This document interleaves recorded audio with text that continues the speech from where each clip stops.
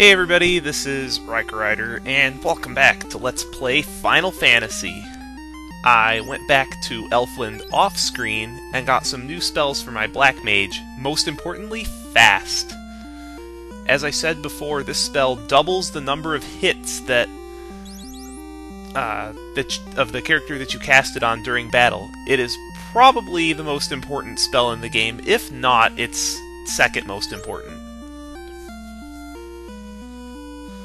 And I also got Ice 2, which will be very useful in not so much Chapter 3, but Chapter 4. So let's give the King of Elfland back his crown.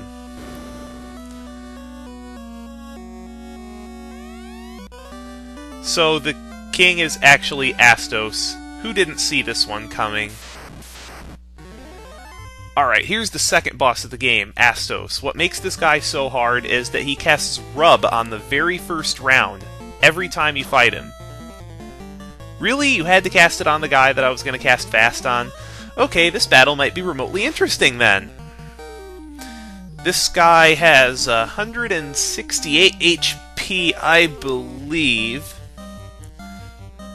And he can cast a few spells, not just Rub.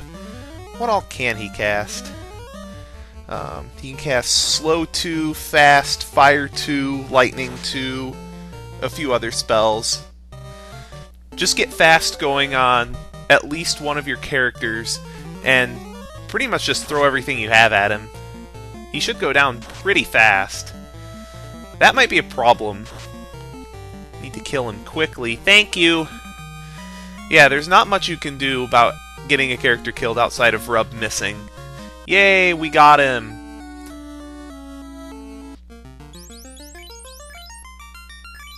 Get somebody who has a little bit more absorb in the front row. And for defeating Astos, we get the crystal. Remember who needs this?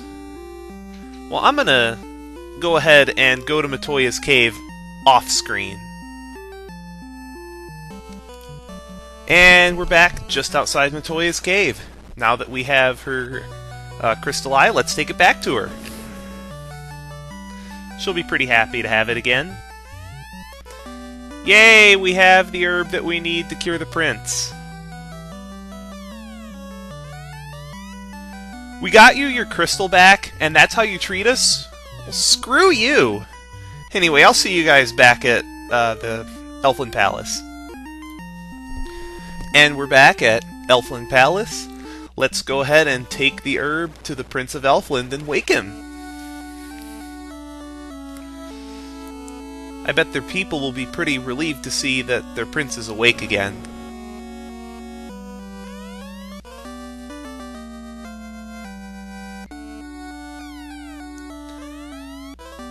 And we get the Mystic Key, finally! Now, you know all those treasure vaults that I kept passing up that I said were locked with the key? Well, now we're going to go back and open every single one of those, starting with the one in this very palace. Now, most of it is useless junk that we're going to sell, but there are actually a few useful things in these chests. Unfortunately, I'm not going to get to much plot in this episode. Most of it is just going to be going around the world collecting all these treasure chests. Don't worry, there aren't any more vaults that we have to open that we need the key for. Well, you can't really tell because you actually need to get the key to progress the game. Well, we're going to start opening some of these vaults.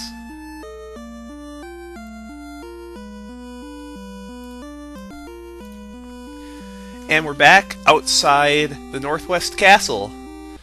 What I'm going to do is I'm going to just hit the nearest ones first and then go back to the other continent to catch these.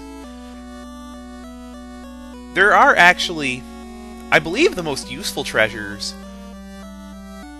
out of what we get are actually in here.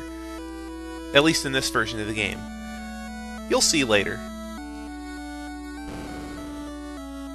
Alright, now if I take 2 steps forward from here, I'm going to get into a battle with some new enemies, but I think I'm just going to loot the room first. We get the Power Staff for the Black Mage, an Iron Gauntlet, and the Falchion for the Thief. Now let me just go ahead and show you these enemies after I equip this new equipment.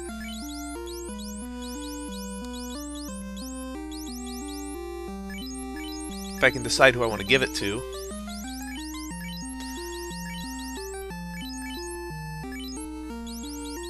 There we go. Alright. You'll run into these guys later as regular encounters. These are images. They can paralyze you with their physical attacks, and they're pretty annoying in large groups, just to say the least. I don't think I'm going to list these guys in the video description quite yet, because this is the only place you can fight them. But they can hit you several times, they can paralyze you. Just use Fire 2 on them. Oh, cool! We gained a level! Alright, now I'm going to see you guys in the final floor of the Marsh Cave. Alright, we're back at the bottom floor of the Marsh Cave. I believe all the chests down here are guarded. Above and below the chest is some new enemies called Cobras. You'll run into these guys in Chapter 3, so I'll list them in the video description when you can run into them as regular enemies. They may be snakes like asps, but they can't poison you. They just hit pretty hard. They're actually dragon-type enemies, believe it or not. Just use Ice 2 on them, or whatever spell to clean them up.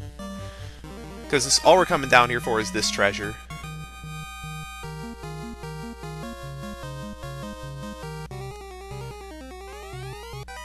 And we get a Silver Bracelet. That will be very useful for our mages.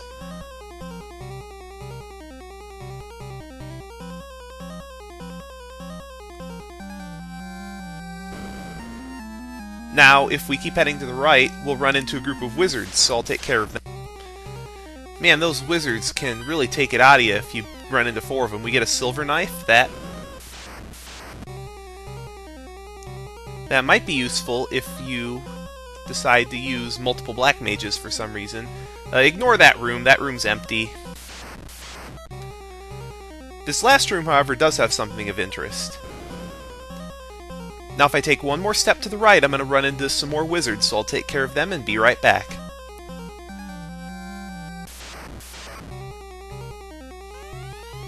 And in this chest we get some gold. Well, that's everything down here, so we'll move on to the next location.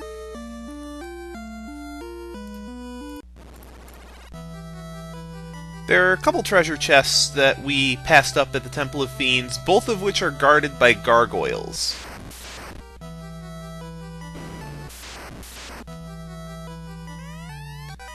And the first treasure vault has a Rune Sword, which in this version of the game is bugged. It's supposed to deal extra damage to magic users. So keep that in mind if you're playing a different version of the game, but unfortunately due to an array error,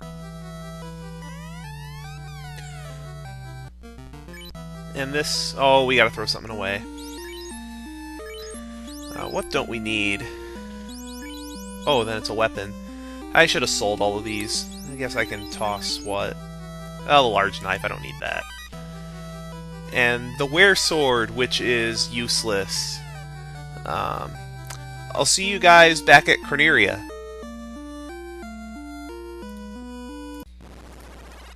Alright, we're back at Corneria Castle after I sold all my excess equipment off-screen.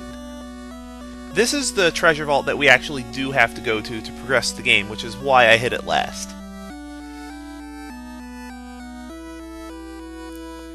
Now, as I was saying about the arrays, the way the game keeps elemental affinities for weapons and armor and such is they just store it in, I believe, a 2-dimensional array. And one of the problems with it is the array for weapons references a null set of data, and the game treats this as 0, which is the code for no affinity. The TNT is what we came here for. That's what we need to progress the game. We don't know this yet, but we may as well. The next place I'm going to meet you is outside Corneria. We have a new place to go. Alright, we're back outside Corneria. And we have a new place to go. The only place that we haven't been yet in the Aldi Sea area, which is where we're restricted to because we can't pass through. There's an isthmus on this particular continent that divides the Western Sea from the Aldi Sea and prevents us from wherever in the world we want to.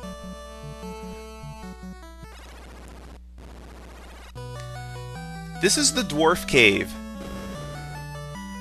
You could have come here for some information earlier, specifically confirmation on where you're supposed to get the crystal, but I don't think it's necessary to come here before going to the Marsh Cave, because you can infer what you need to do from the other NPCs.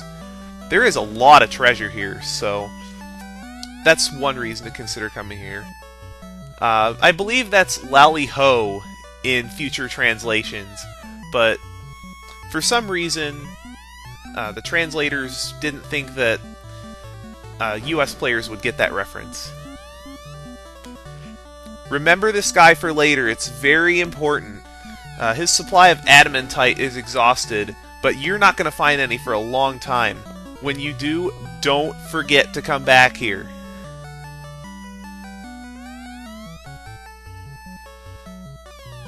Huh. I guess he's trying to dig through that isthmus to make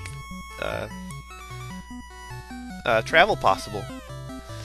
Yeah, that's the guy that tells you that bracelets take up armor slots. The floater. Oh, I am not looking forward to getting that. Anybody who's played the game knows that. Yes, we know from Gygax that dwarves have dark vision. They live underground, of course they have dark vision. D&D button! That's a useful button, right?